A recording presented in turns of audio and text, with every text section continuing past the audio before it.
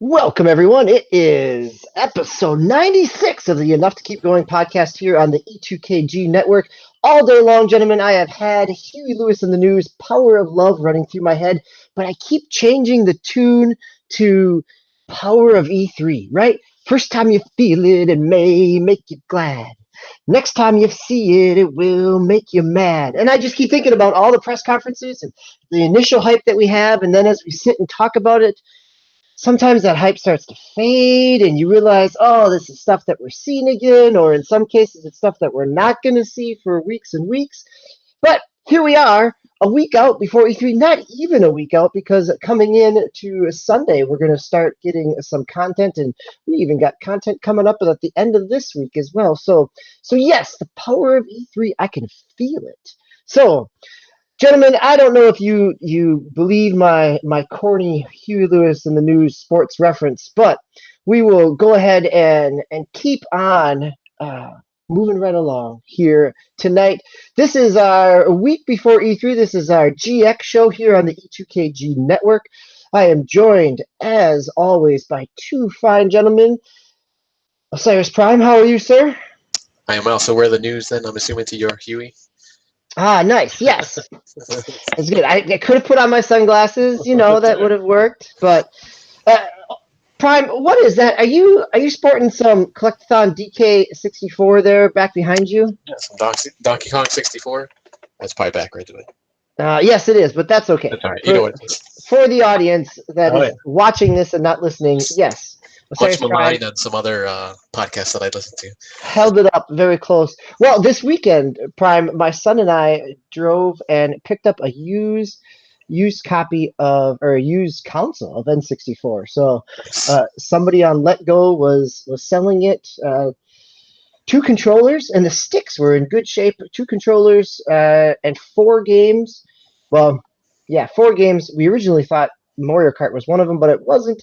But Zelda was. So for $70, and it included the RAM pack that you need for Donkey Kong or Perfect Dark or Majora's Mask. Yeah. So it's actually Ocarina. Ocarina. Yep. Nice. A couple of Rumble packs. So it was actually not a bad bundle for $70. And as we got home and we're digging through it, I checked all the cords and everything before picking it up. But there was a second RAM expansion pack in there. And so me being the cheapskate and flipper that I am, I thought, oh, well, good. That's $20 that I could turn around and sell that for. So made it a very good piece. So yes, so I appreciate you sporting the yellow cartridge. It was, unfortunately, our purchase was not the Donkey Kong Jungle Green version that would go along with your yellow cartridge. But so that is enough N64 talk on this forward-looking podcast, but it actually works out because we're going to start this podcast looking back a little bit in our hopes of moving forward. You forgot about Agasicles. No, I didn't. This was a transition. No, it wasn't. You kept going. Yes, it was. It was about, and in order to do that, we are also joined by Agasicles Stamos. See? It is right there. Hey, what's going on, guys? How's everybody doing tonight? Well, we were trying to give you some time to make sure you got all the wheels of steel, got everything moving, and you got all the media out on the social networks. So yeah, we're good. It takes half as long now that I've walked myself back from social media. Refuse to log into Facebook anymore. It cuts our social media workload by 50% for kicking off the show. Excellent. Well, that's good. Thank you for all the work you do on the back end, Agasicles. That is much appreciated. So yes, actually, it was very much a deliberate transition, Prime, because Agasicles has the floor for the beginning here because it is our soapbox moment of the week. So we're going to take a step back, let Agasicles take the stand, and we've got some news as we head into E3. Things continue to trickle out, right? We had some Call of Duty announcements. We had some, the fact 25th. That... Pardon? October 25th, release date for Modern Warfare. The fact that Death Stranding actually has a release date, and it's this year, right? November 8th. That sounds correct, right? So, and... I'm really surprised about that one. Yeah, I think many people are. But in the hype and the build up to E3 and the conversation, so there was one podcast here that you were listening to an interview, correct, with Todd Howard from Bethesda? Yeah, so this is from Ryan McCaffrey of IGN's series, and I can't remember what it's called. It's called something. Filtered, maybe? It's unfiltered, Yes, I think. thank you very Yeah. much. Thank you. Yep. Yeah, so Todd Howard made some statements on there about Fallout 76, and I thought it was interesting to bring up. So first of all, it's incredibly difficult to not talk about news on a gaming podcast the week before E3 with as much advanced intel as there has been this year. Of course, this is a GXO, so we are going to get quickly about the business of talking about the games that we've been playing in our Picks Plays assignment. But Prime and I had a different perspective on what we felt Bethesda needed to do for this upcoming E3 conference. And these statements by Todd Howard throw an interesting wrinkle in that as well. And I've been working it out through my head a little bit during the day. And to a certain extent, he said he definitely addressed Fallout 76. And this was one of the things that we had been kicking back and forth. I felt that they needed to. Prime, I won't overly speak for you. I think you maybe weren't sure that they needed to, and if they did, that it wouldn't necessarily be an apology. I think is how I'd articulate it. I just didn't think they would. Yeah. I mean, yeah, they should have. I mean, they need to, but I didn't think they would. Yeah. During their press conference. Right. So he did address it today, and unfortunately, the way he addressed it was that they knew prior to the launch that Fallout 76 was not the 4.0, 5.0 game that they had previously been known for releasing, right? They knew beforehand that this was not in the vein of the previous Elder Scrolls games that they had done and the previous Fallout games that they had done. I personally think that is looking at things through a lofty set of glasses, because of course those games all had game-stopping bugs associated with them on certain platforms, which I have personally articulated as being unacceptable. But it was just interesting, and he went on to talk about a lot of the things that we have all talked about and agreed that we believe that the industry must have this perspective that you knowingly release a game that is a games as a service game with an understanding that it's not going to apogee its earning potential at the initial launch. That now happens, whereas there used to be this hyper focus on how many units of the game are sold within the launch window, which I think is somewhere around the 60-day mark. And that was always the emphasis on earnings and a yardstick of performance. Now it may be, how is the game performing 6 months after release? However, the way that so part of me was like, oh, well, okay, so they did address it. They didn't shy away from it. Part of it is, I don't know that that's the thing that you say to people, because like a thing that I question is well, right, because I am also currently on this tirade and crusade against the gamers who are in the market who categorically have an ideological problem with the notion of paying $60 for a game at release. Todd Howard's statements don't necessarily help me in formulating that argument, because it definitely says, why would I ever pay $60 for a game up front? Now, a lot of people, but I guess overall my larger problem is a lot of people, maybe even us, there's a dialogue going around now in this walk up to E3 that cast EA and Bethesda in the same light and bucket Anthem and Fallout 76. My big tirade and soapbox is, I think that those are two entirely different things and they should not be commingled. To me, and DB, I'm glad you're here to weigh in on this, having played Anthem. To me, my understanding from what I've read and what I've observed is Fallout 76 is a quality problem. And part of this I'm speaking of from the way we look at things from a software engineering perspective. Fallout 76 had bugs and it was a quality problem. Anthem didn't have bugs. It was a design problem, and there were a lot of things that were that were not the most user-friendly in terms of quality of life design. A thing that I look at, which is how efficient is the game in helping me get through that dopamine cycle, and what is the level of effort input in comparison to the progression output math.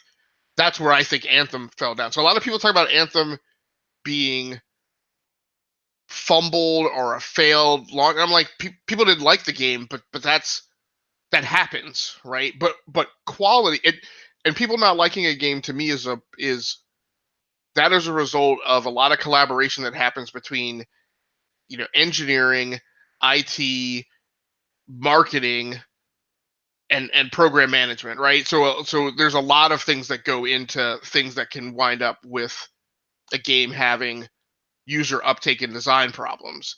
Quality is solidly in the realm of the software development team and engineering. And so to me, when a game releases where there's a quality problem, that's indicative of some foundational things that are bad in terms of how software development is managed. So I throw that out to you guys. Do you guys feel like those things should be commingled in the same bucket? Do you agree that they're two disparate problems?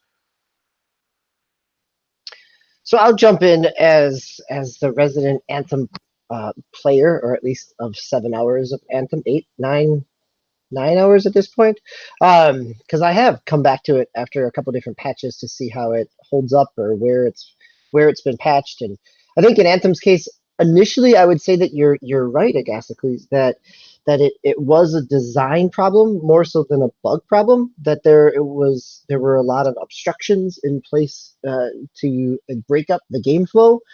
And as they tried to patch those and fix those and reduce those, that ended up creating more bugs. So I think there is a narrative around Anthem as being buggy, but that buggy only happened after they were trying to modify the initial design, right? I think in that piece, where in Fallout's case, I think that is a whole different, especially after this interview, where they kind of acknowledge that. But even the fact that they sent letters out to people saying that this was, more or less, read between the lines, this is buggy and we're all going to be in it together, so help us discover those and resolve them. That was what was set with game. Yeah, which again is a problem that I had with the messaging of it, right? Because again, if it were a, hey guys, look, we're trying to do what Destiny did, and that formula as far as your guys' uptake of it and our design approach, there may be a gap between there. That's an okay letter to send.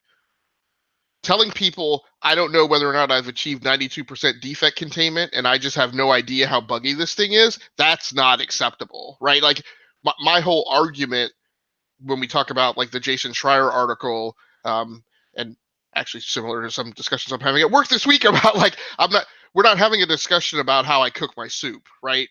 It's not, you don't get a part in how I manage bug tracking and software quality testing and all that kind of stuff. That's in my house, and I'm not talking to journalists or anything about that. Nobody gets an opinion on that.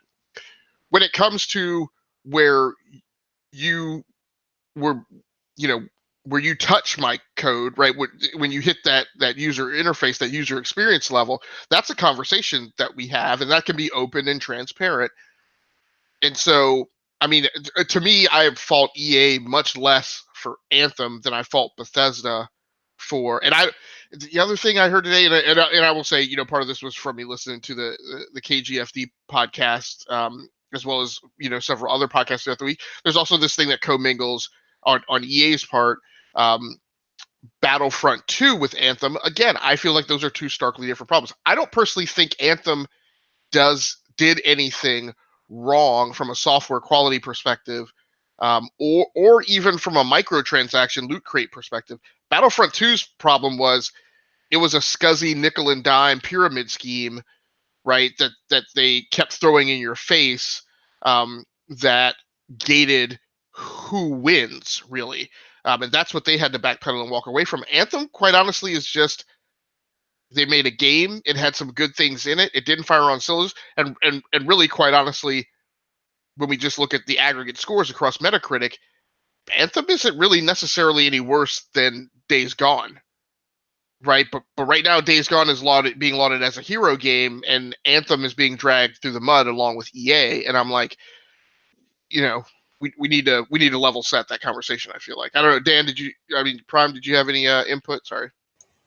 No, I mean, I don't think they should be put together and merged together. Like you're saying, it was. You pretty much said it all. It's totally, I don't want to say totally different things, but obviously one led into another, and as far as Anthem's is concerned, excuse me. But and I lost my train of thought now. But yeah, I don't know. Now you bring up Days Gone, and I don't know, like that was like kind of, as far as I've seen, and I haven't read like thoroughly into the reviews, but it was an okay game. Nothing terrible about it. Kind of like Anthem, I was just, people said it was fine. If you're in a big party, yeah, sure, you're gonna have fun. But if you're kind of by yourself, or maybe just have like one other person, it's like, oh, it's all right. So like I said, it's more of a gaming perspective where people just didn't latch onto it more than Fallout 76, where it's just like, hey, this thing's broken, but we're gonna throw it out there anyways. And a question I had, because I didn't get to watch or listen to that interview, but so when he said, hey, we knew, there's problems with it. Did he apologize? Did he seem apologetic, or is he just kind of like, stuff kind of happens? So, No, I wouldn't qualify it as meeting my expectations for an actual apology, right? It was more of a. To be quite honest, as I listened to it, what it sounded to me is it sounded, almost tonally exactly. It sounded like we knew that this was a building year, right? When you talk about an NFL coach, that's what I was like. What, a building year?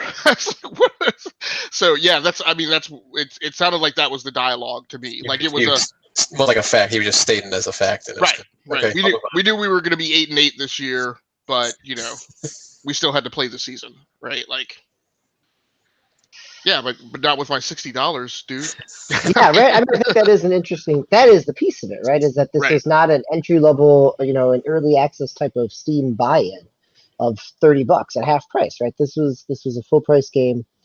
So yeah, I think, I think the fact that there's no contrition around that is what gets me probably more so than anything else. And I think it is easy for people to start lumping failed products together when they're failing for different reasons. And I think that hopefully that there's the ability to parse that out and through discussions like this and through other media, because just because something doesn't resonate or just because something ends up being buggy doesn't necessarily mean there's a malicious piece there. Or just because something's mediocre, like Days Gone, it doesn't necessarily mean that it doesn't sell super well on the NPD charts, right? That there's all kinds of there's a spectrum there in terms of game design and game success. So hopefully, go ahead. I was going to transition, but if you have anything else to add to this.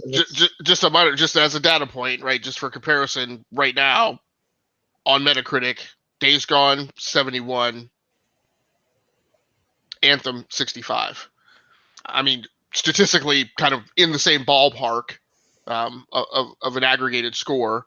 So, there you have it. We lost DB, I think. Oh. Just dropped. Well, let me add something real quick, see if we can get him back. Oh, there he is. I was just going to say, it probably didn't help EA too. Everybody always rags on EA. They had, excuse me, they had Battlefield 5, which obviously didn't do gangbusters like it usually did. So that was kind of, a hit against them. Obviously, you had Battlefront 2 the year before, which wasn't a great success either. So, it kind of just snowballed. And, and not that I'm saying Anthem's, a great game or anything, but that probably didn't help either from their past failures, I want to say, in quotes. Yeah, no, absolutely. The constant dialogue around EA, being, the worst company in gaming and all that stuff, definitely pervades and clouds that dialogue. Yeah. I think that's a good point, where Bethesda has been given a pass for a lot of things, whether appropriately so or not.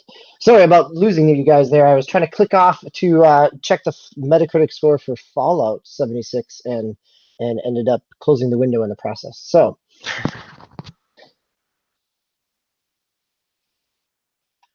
Now you can't hear me. So can you hear me? Yeah, I can hear you. Okay, good. Excellent. Well, we're going to keep on moving and we will see what happens here. So we're going to move into, we have some discussion around E3 as we head into it, but we on our Picks Plays, since even though we are 20 minutes into the show, this is our Picks Plays episode, and we are talking about games. Our assignment was to revisit a game or a game franchise that we are hoping get some type of E3 announcement, whether it's a new sequel in that or a reboot or some type of spiritual successor. So Agasicles and myself spent some time playing through some older games. But so we are, and Agasicles, why don't you start? Because one of the games that you chose actually got announced last week.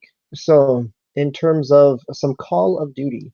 So what did you play? Why did you play it? What were you hoping to revisit as you went back through it?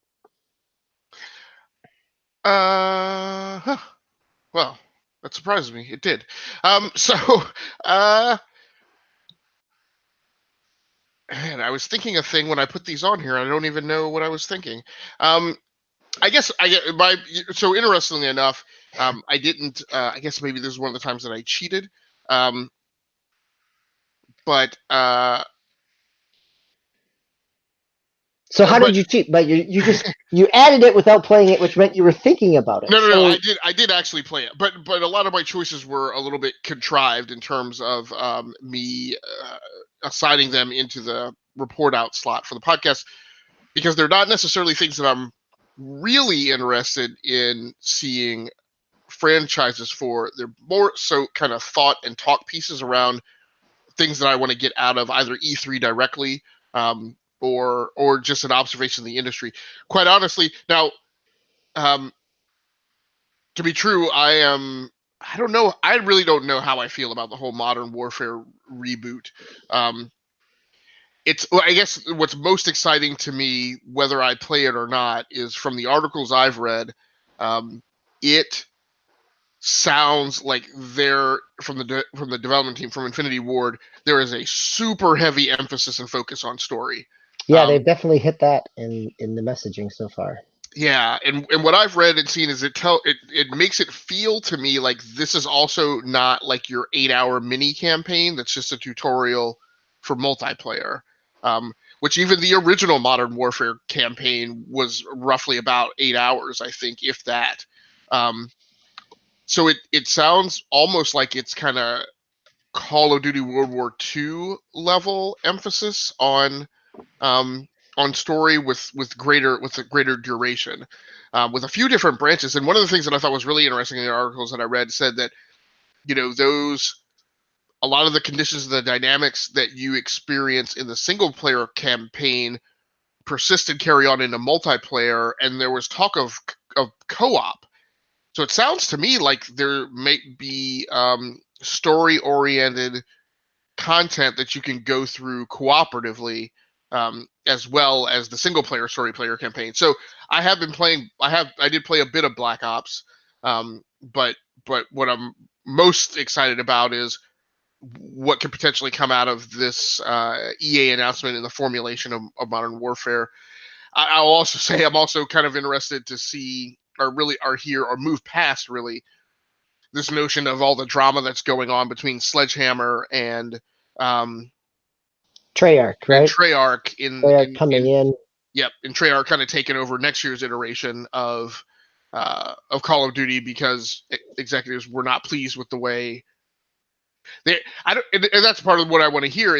I can't tell if they weren't pleased with where Sledgehammer was going with it. It sounds to me more so like Black Ops 4 is doing well, and they wanted to short sheet turning that particular iteration of the franchise around, versus a story heavy Call of Duty World War II progression that you would expect you would get from Sledgehammer. Yeah, I think that's some of the narrative I've heard around it as well. Is in part, it feels like they're trying to line up the cards for the launch of a new console, right? And having the Black Ops name around that. in 2020. Certainly has a little more prestige behind it in terms of bringing in some name recognition. Yeah, well, I will say, I guess what I did hear that that part of the issue is that there appear to be some infighting going on between Raven and Sledgehammer, and that was part of what higher level management was getting a little frustrated with. Yeah, now I'm interested to find out more about that. Yeah. I think the thing that actually has me interested the most about Modern Warfare, the announced game from last week, is the acknowledgement that it's going to be cross-platform play from the very beginning, right? That PC, Right. Xbox, and PS4 will all be playing on shared servers together, which is to me a first for such a AAA high-profile kind of prestige game. Right. And much like we'll talk about some things at the end of the show, but I don't know if it's necessarily good, because the thing that you get with consoles predominantly is you get no cheating. You get some glitching, but you get no cheating. Whereas that is not the case on PC. As we talk about all the people who use aimbots and all types of goofy scripting things to cheat. Man, that's a tough road to hoe for now. If it's like we've seen a lot of the cross-platform, cross-play stuff now, where as a gamer you get to decide whether or not you want to be thrown into the cross-play bucket, then great. But if it's anything forced, and I worry a little bit with the Call of Duty series, because it has historically been the one that has removed layers of control of matchmaking from the player, and it just says no. If you're in the bathtub, then you're all in the bathtub. This is not a Battlefield server browser type of setup here. Well, right, and famously, as far as I know, Call of Duty was the franchise that first kind of fired that salvo of taking the notion of servers and being able to select a server away from gamers. And I could see, I mean, if they would put together Xbox and PlayStation, in terms of, then we get even back to the, I'm thinking about Destiny on PC with players who play mouse and keyboard versus controller, and the aim assist there, right? That there you end up with there's a whole nother potential questions as that heads in. So you've been playing that a little bit. I initially started to go back, and because it was on Game Pass, I booted up the Return to Arkham dual pack with Arkham Asylum and Arkham City, and played a little bit of Arkham Asylum. The remaster looks okay. The combat is still just butter. It is smooth. It is satisfying. The general gameplay and how much it holds your hand I don't know that it necessarily ages well as I guess almost a 10-year-old game at this point with Arkham Asylum. But the idea that Rocksteady and what they're working on next was definitely what I wanted to return to. And as I was doing that, there were some news out there in terms of Rocksteady not being at E3. So I moved on and went back and played some more Saints Row 3 on the Switch. Again, Volition and Deep Silver has been teasing the fact that there may be some Saints Row news coming up, and Saints Row 3 on the Switch is the mission design necessarily is a product of its time in terms of those fail states in the GTA model, but the goofiness that it wears on its sleeve and the ability to kind of just mess around in a big old open world, listening to a soundtrack on a handheld is still enjoyable. I'm glad I picked it up. I think that $30 price point as it goes on sale. It was originally at $40. I don't think that's a bad price point for Saints Row. And the reviews at the time about how blocky it looks on the TV, it still remained true. I think the handheld is a nice place for that to play. So one would hope that with 80 games in development, THQ Nordic, at least Saints Row is at least one of those. Or some iteration of what Volition is doing next, since Agents of Mayhem, kind of another game that bombed pretty hard as it came out. It was not necessarily buggy, but just did not resonate with players. Right. So on the last one here, I'm curious, did you pick this up because of the racing aspect or the development team and the hope that they are putting together a new Fable game? Yeah, a little bit of that, right? So, well, and again, it's more so one of those. So we know that that there is. Well, we believe that that Forza is skipping this year, and that there won't be a Forza Motorsport from Turn 10 Studios. But still, I played this a little bit just because number one, there not being a Forza Motorsport, unfortunately, might be more so than anything the tell of what Microsoft is going to be doing. Because say what you want about Halo, Microsoft doesn't do anything without Forza. I mean, you kind of as a core staple for a launch, one of the staple games in the launch title lineup has historically been a racing game, with the exception of Sony, who appears to let Polyphony Studios do whatever the heck it is that they want to do and crank out a game once every 10 to 15 years.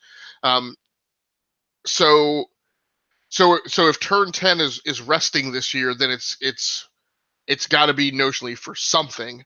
But again, this is more so, I know that I'm not getting a game, but I want to hear the story and the tell of why, right? The biggest thing I want out of E3 is I want all the mysteries cleared from the table. E3 this year to me is kind of like back when I covered, mobile technology as a reviewer and blogger.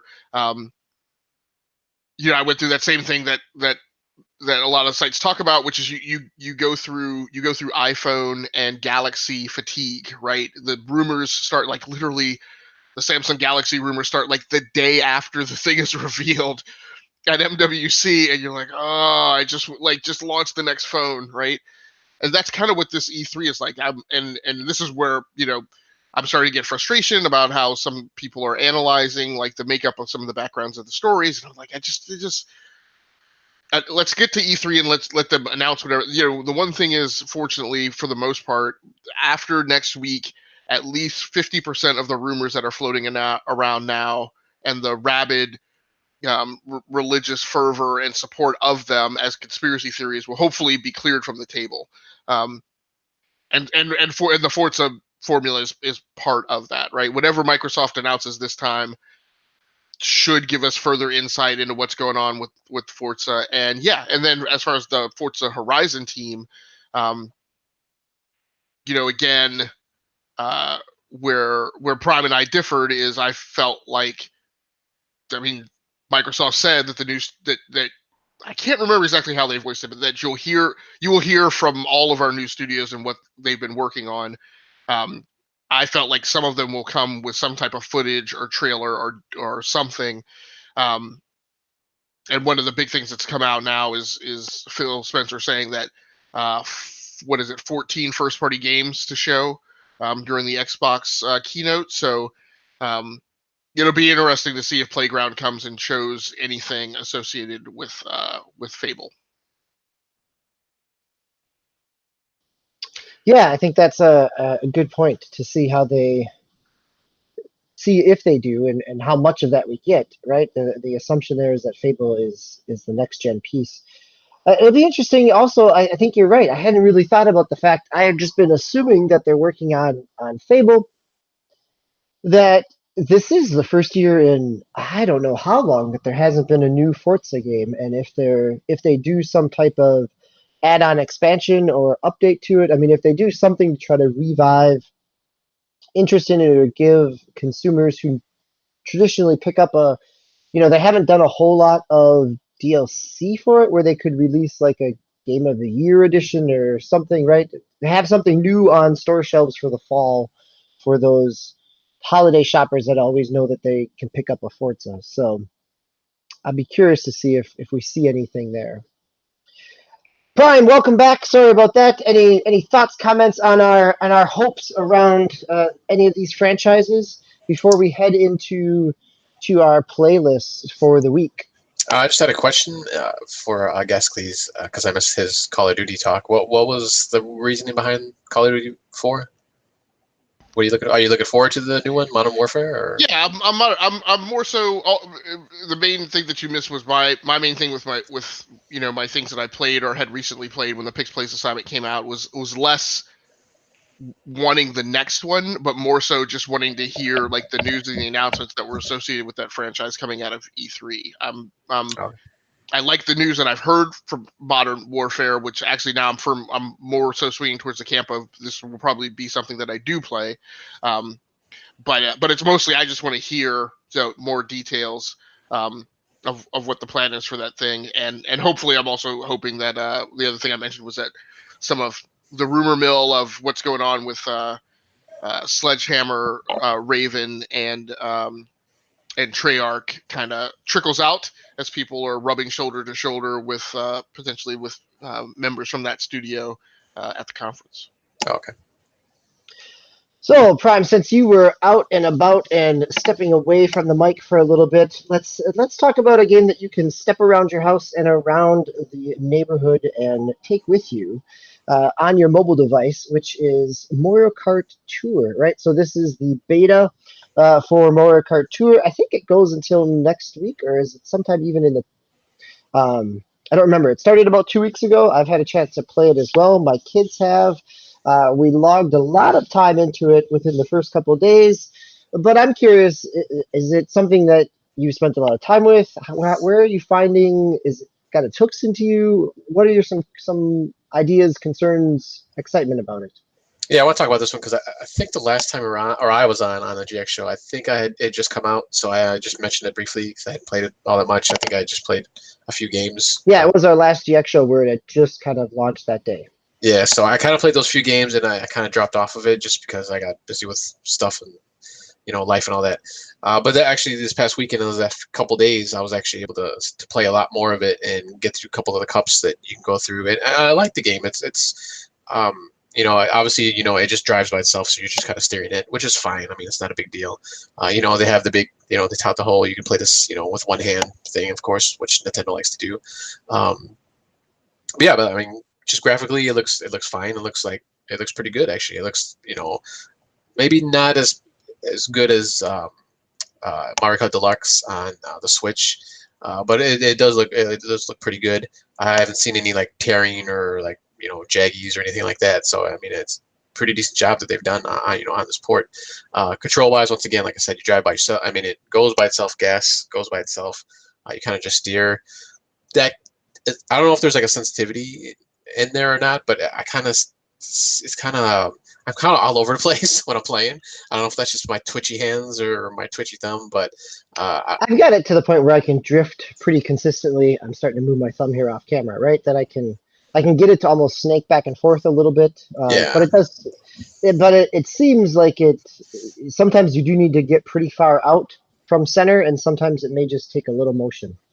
Yeah, I think I'm just used to hitting the corners kind of in and then kind of sliding out, and it doesn't really do that here. It's not that big of a drift on this version, so I just got to work on that. And just even when I'm trying to go, when you let go, you just go straight, and I think I just keep forgetting about that. So I'm always having my thumb on the phone, so I'm always just like going like this like the whole way. So I gotta stop doing that. But I'm having fun with that, and I haven't played Coin Rush mode yet, which I believe is there's just a bunch of coins, right, that you try to collect when you're going through. I don't know, does that give you some extra, or like if you get so coins are things that you could use to purchase other items, things like that. So okay, I didn't know if there's something else more than just that. I mean, I guess that's fine, I suppose. And there might be eventually, right? I think at this point, Coin Rush is just a different mode. You do need a ticket, or you could spend gems. And this is where I kind of want to talk to you about, because I think actually, and this is my sons and I are in agreement on this, is that the act of playing the game is really fun.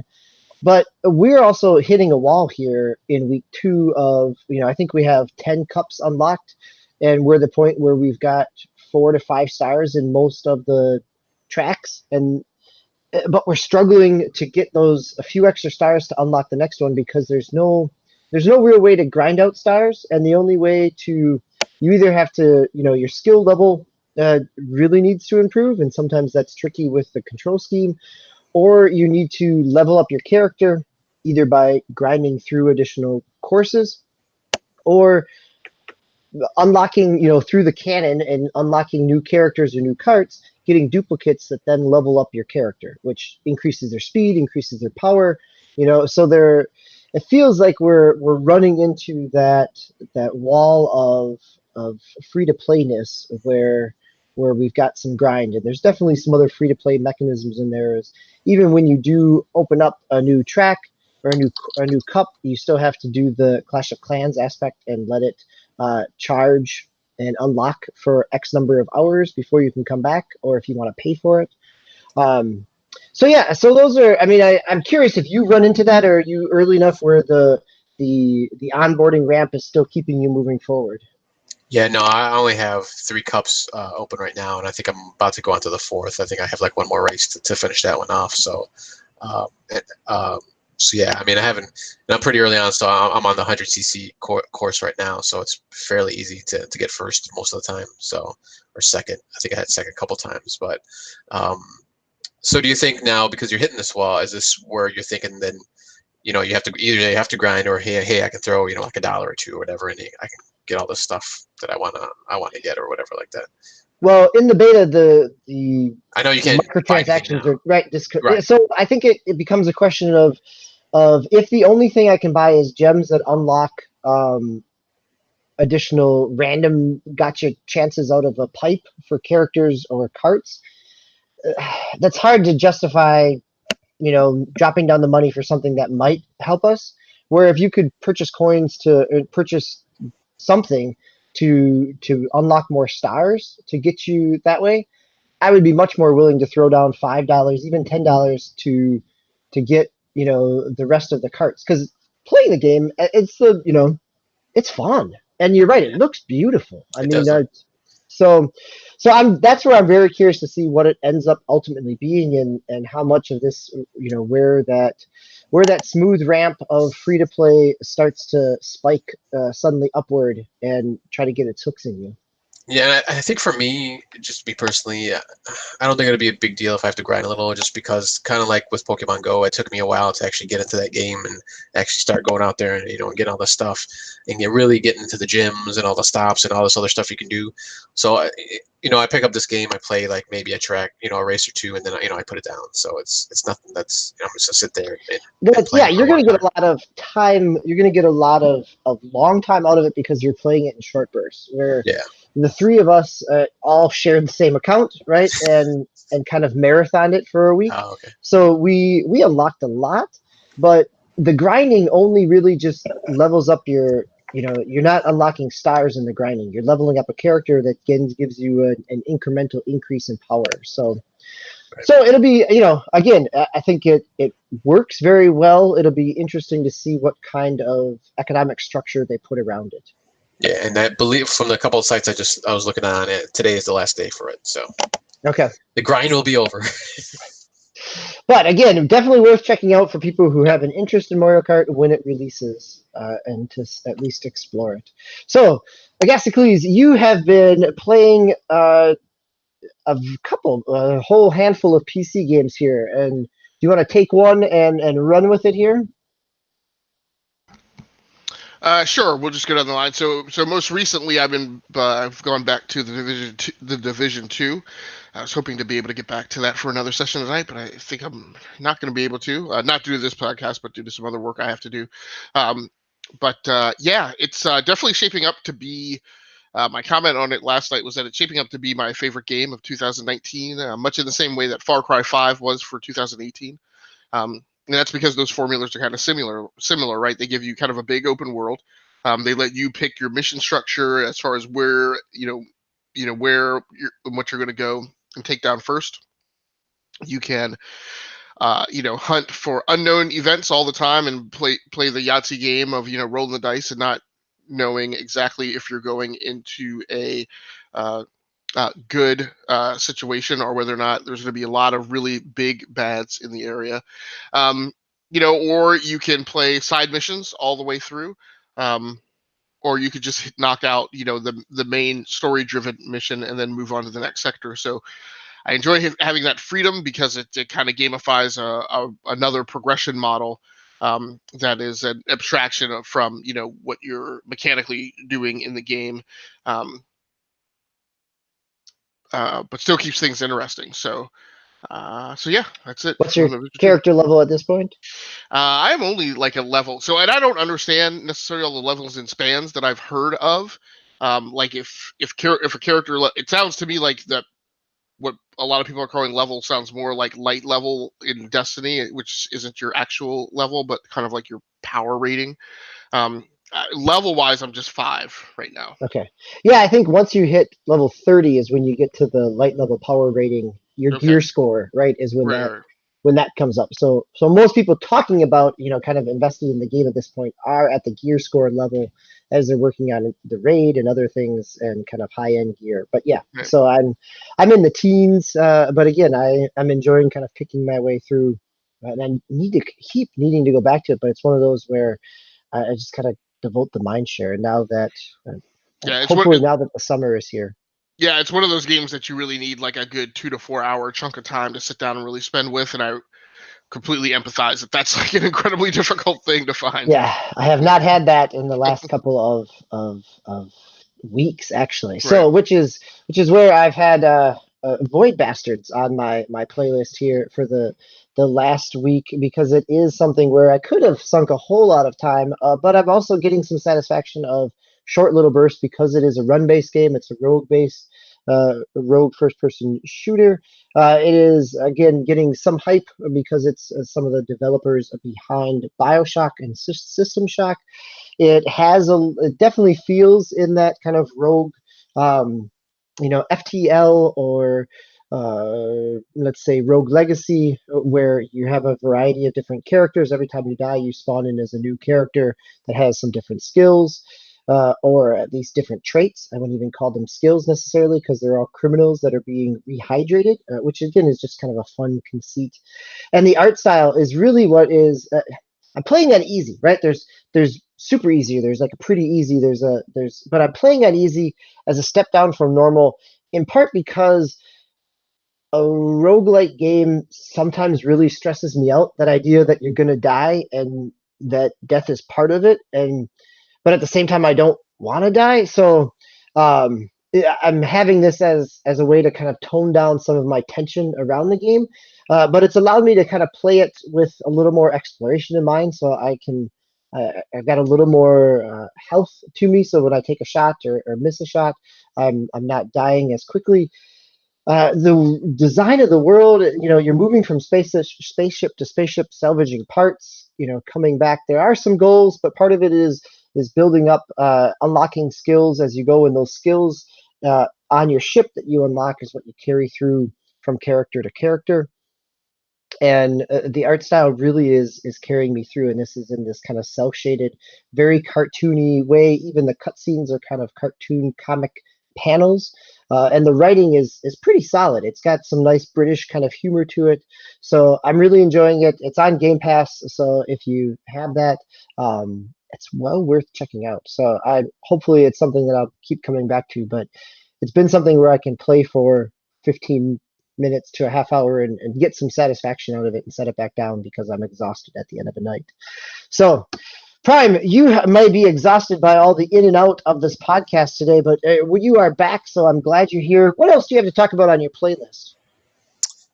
So I am going to jump to my last one, actually, because it's something I haven't played for a while, and that's Ark. Excuse me. Not Combat Evolved. Survival Evolved. So, excuse me. Confuse that with Halo. So I jumped back on that on the Switch. I've been playing on the Switch.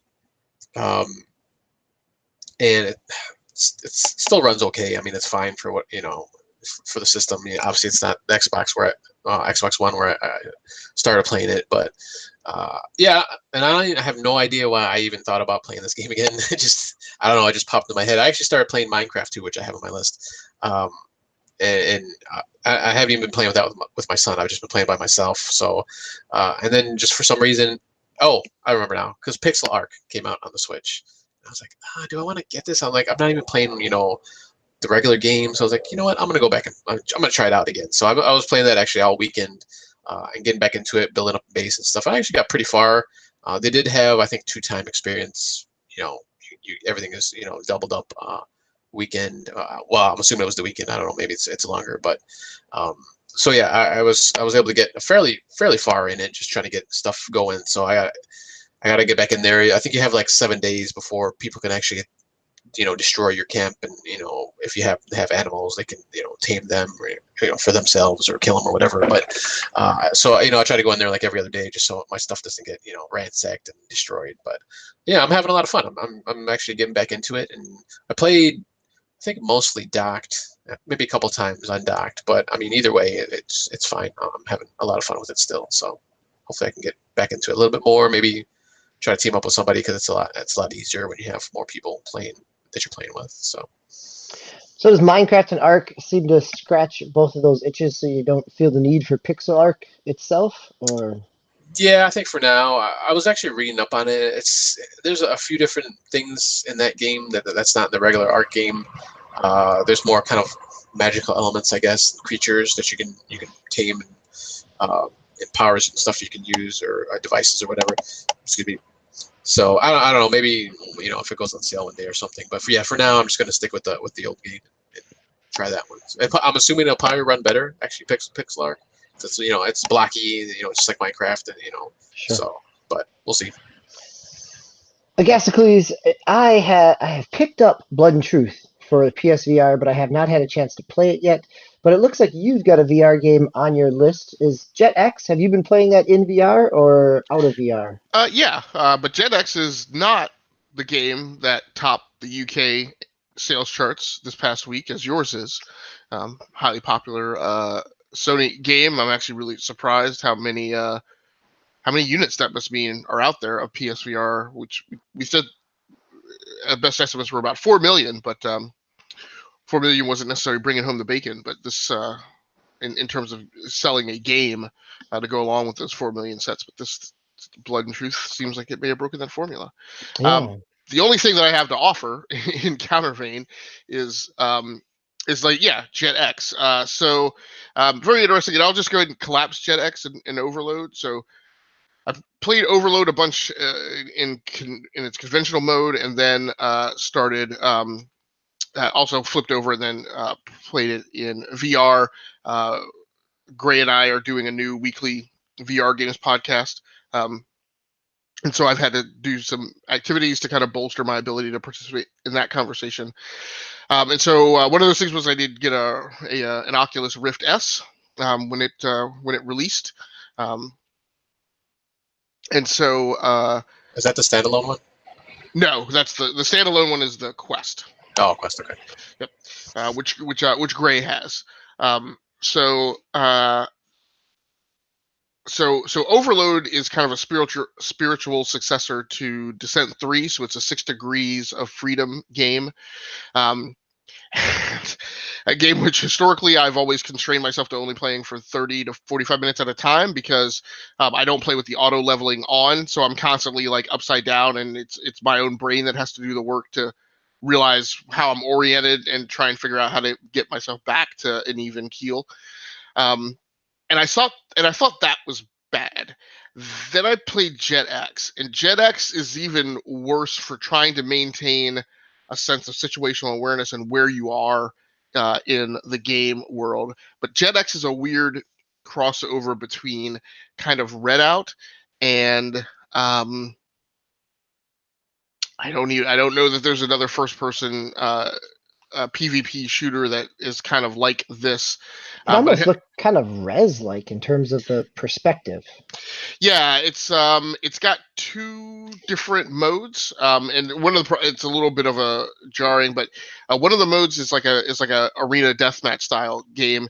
In both of these games, you're supposed to be playing like these little ships that have 2 articulating appendages up front, and your propulsion comes out of the back of them, and then whatever weapon you have comes out of the front. The problem is that they look very much like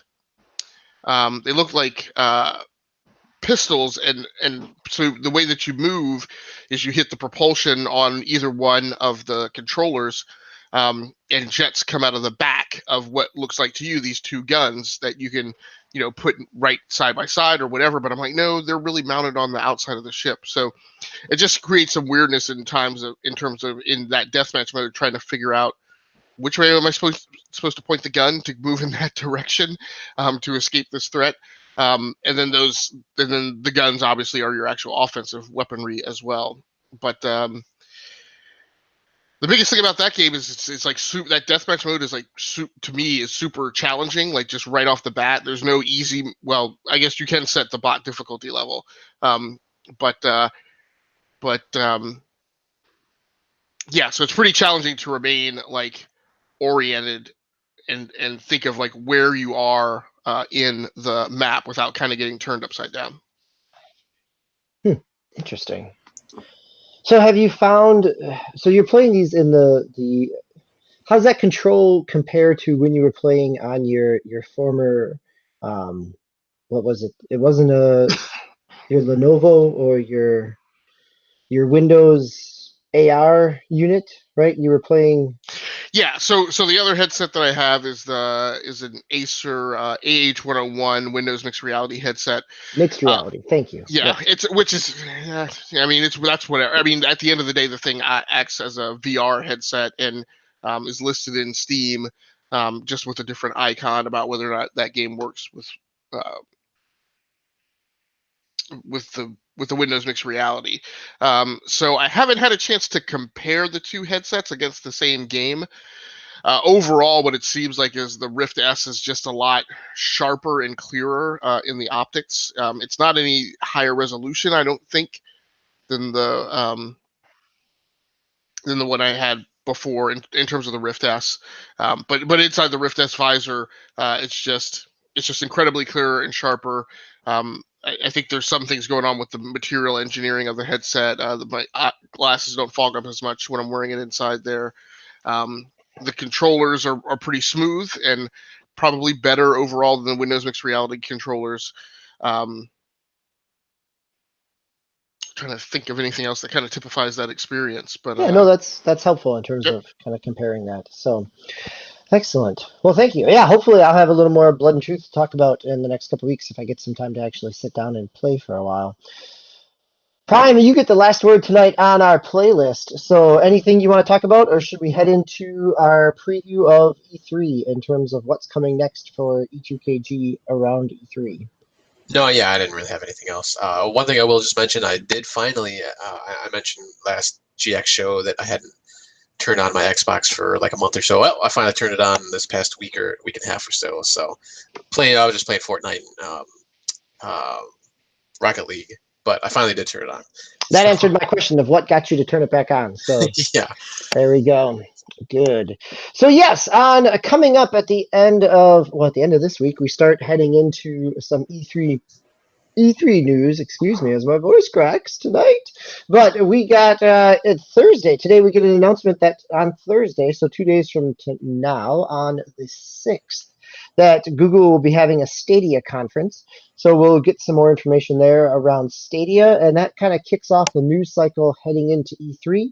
We're going to end up with EA Play and heading into the Sunday press conferences and then the shows as we move forward and the show floor as we move forward for next week. So here on E3, on our E3 coverage on the E2KG network, there we go.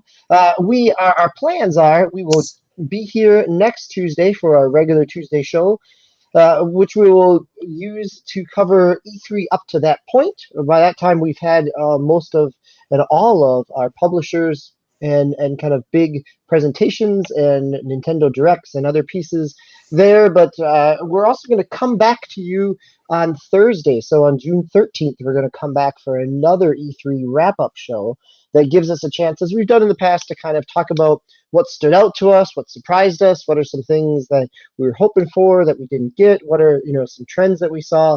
So be able to take a step back as E3 wraps up to give you some overview through the E2KG lens, right? That ability to look at it, hopefully a little critically, to think about it, not just in terms of knee-jerk reactions, but to think about those games both as players, but also in terms of what this may mean for the industry as well.